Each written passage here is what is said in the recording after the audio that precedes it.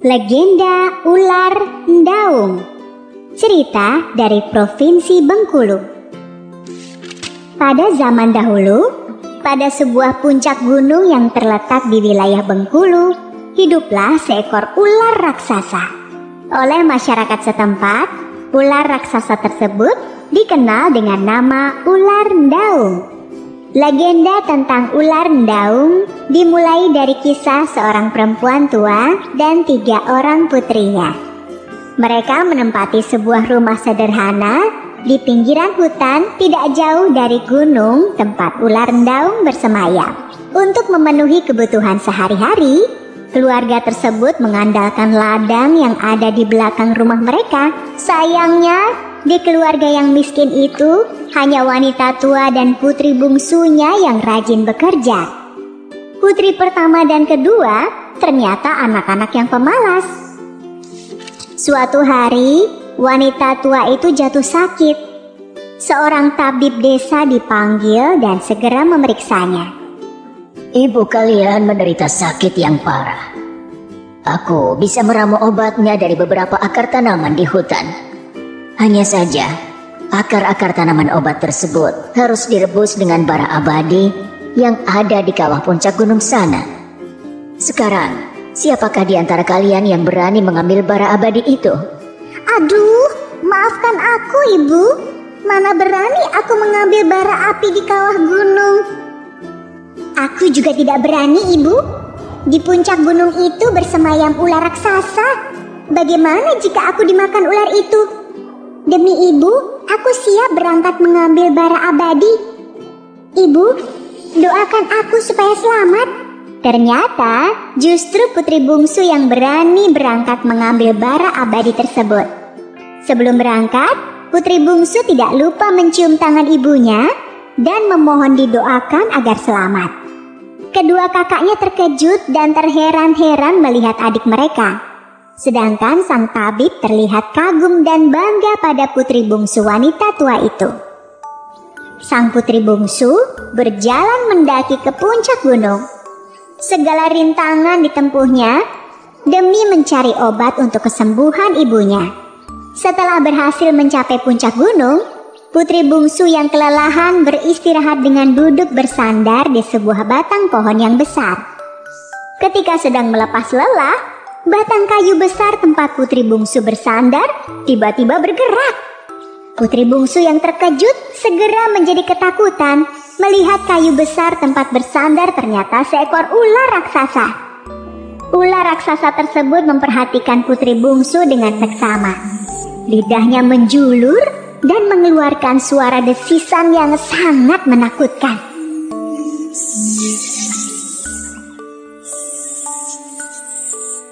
Apakah ular raksasa tersebut marah dan akan memakan putri bungsu? Wah, siapakah kau? Dan kenapa ada di puncak gunung ini? Putri bungsu kemudian menceritakan tentang penyakit yang menimpa ibunya. Ular Ndaung merasa sedih mendengar cerita si putri bungsu. Tanpa terasa, Ular Ndaung meneteskan air mata.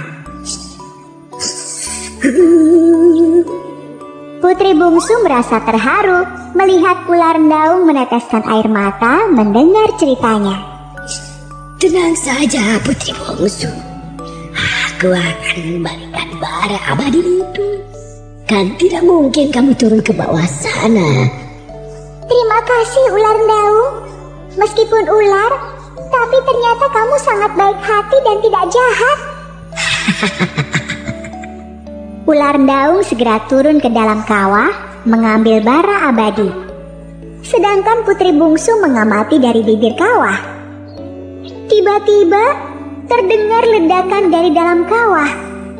Asap putih menjadi sangat tebal sehingga putri bungsu tidak bisa melihat Ular Ndaung. Ular, apakah kamu baik-baik saja? Berkali-kali putri bungsu memanggil Ular Ndaung, tetapi tidak ada jawaban. Putri bungsu pun menjadi sangat cemas.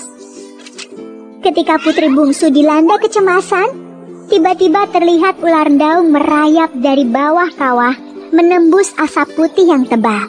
Tubuh ular daung penuh dengan keringat. Syukurlah engkau selamat, ular daung. Aku sangat mengkhawatirkanmu.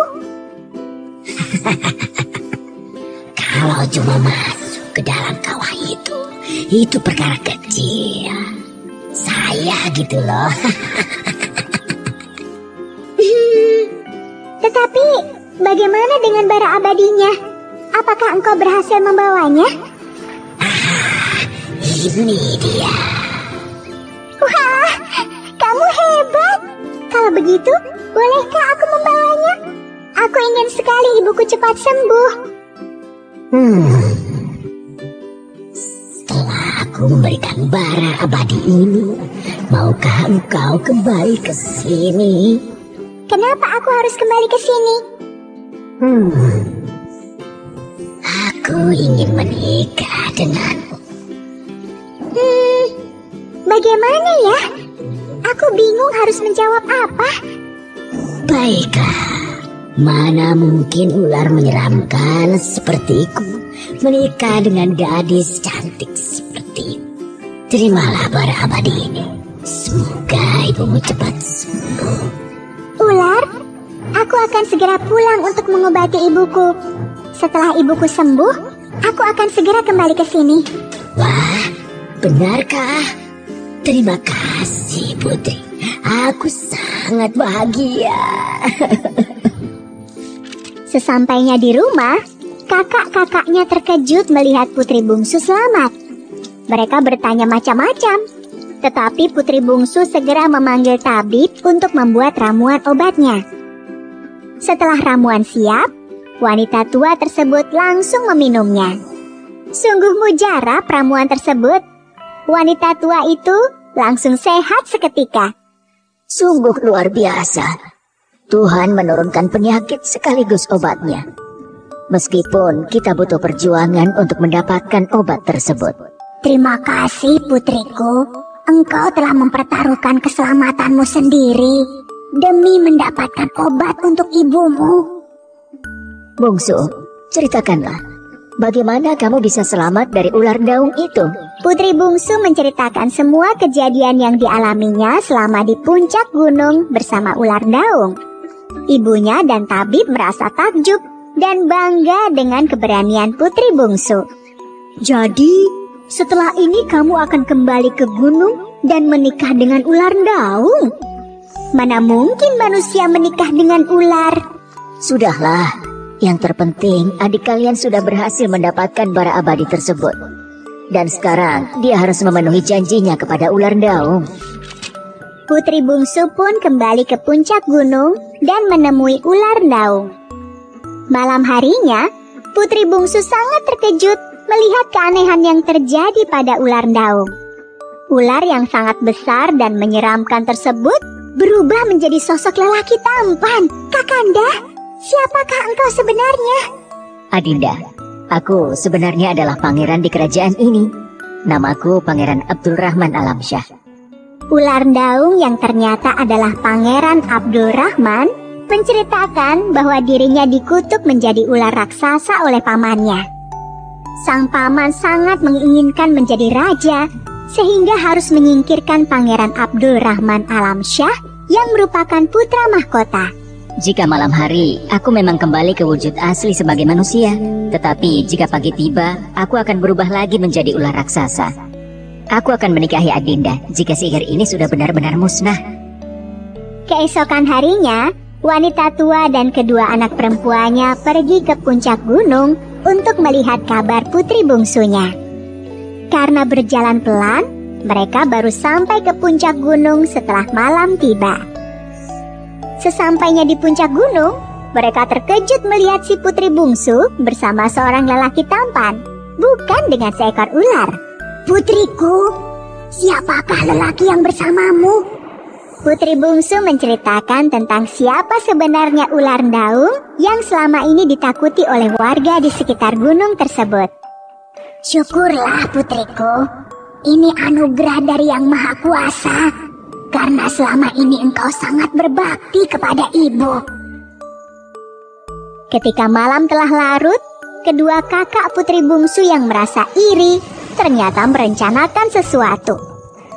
Melihat ibu, adiknya, dan Pangeran Abdurrahman telah tidur, mereka berdua diam-diam membakar kulit ular milik Pangeran Abdurrahman Alamsyah. Mereka mencoba memfitnah adiknya dengan meletakkan abu bekas kulit ular tersebut di dekat si putri bungsu. Pagi harinya, Pangeran Abdurrahman Alamsyah yang baru bangun terkejut melihat kulit ularnya terbakar habis. Anehnya, bukannya sedih atau marah, Pangeran Alamsyah justru sangat gembira.